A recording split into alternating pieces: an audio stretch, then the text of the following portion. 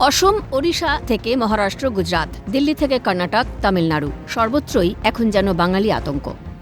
উদ্বেগে যেন বাঙালিরাও। অভিযোগ, দেশের বিভিন্ন প্রান্তে অবৈধভাবে বাংলাদেশিদের বাস। তবু এদের কারো কাছে আছে এদেশের ভোটার আধার কার্ড, কারো কারো কাছে নেই তাও। পশ্চিমবঙ্গের মাটি দিয়েই নাকি দেশ জুড়ে ছড়িয়ে পড়েছে কোনো দেশে ঠাঁই না পাওয়া মায়ানমারের রোহিঙ্গারাও।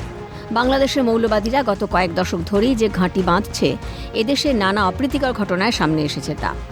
তবু প্রশ্ন উঠছে, দেশের বিভিন্ন রাজ্যে কেন চলছে বাঙালি উচ্ছেদ? কেন আক্রান্ত বাংলাভাষীরা? কেন ছড়ানো হচ্ছে বাংলা বিদ্বেষ? অভিযোগ তুলে পথে নামছে তৃণমূল কংগ্রেস, পথে নেমেছে কংগ্রেস, পথে বামপন্থীরাও।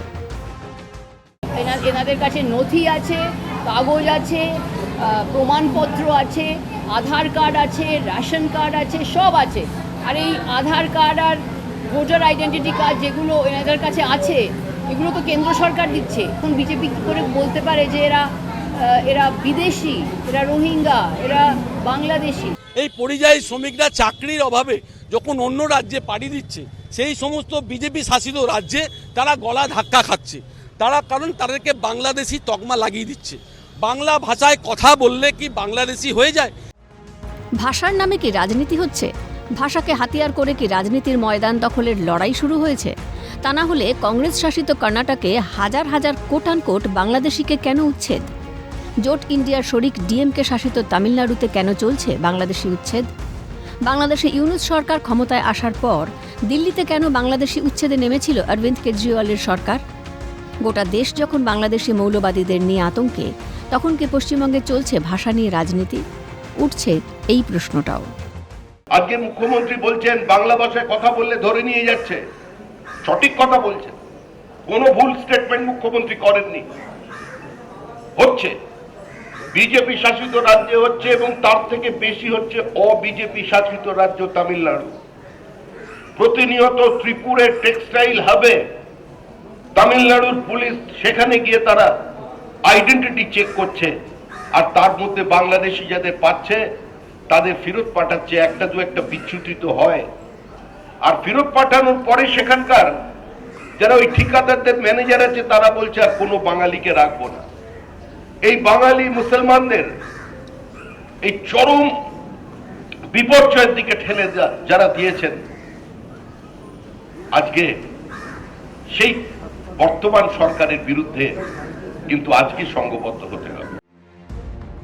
আর যারা বলছেন নিশানা করা হচ্ছে বাংলা ভাষীদের, ছড়ানো হচ্ছে বাংলা বিদ্বেষ, তাঁরা কি ভুলে গিয়েছেন এই বাংলার ইতিহাসটা?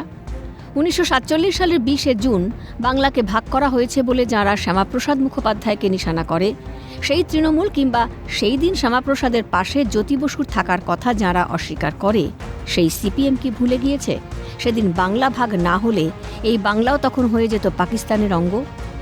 বাংলা না, উর্দুকেই মেনে নিয়ে হতো সরকারি ভাষা হিসেবে।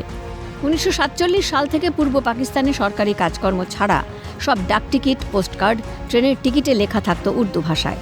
পশ্চিম পাকিস্তানিরা বাঙালি সংস্কৃতিকে এবং ভাষাকে হিন্দুয়ানি আখ্যা দিয়ে পাকিস্তানিকরণের চেষ্টা করেছিল।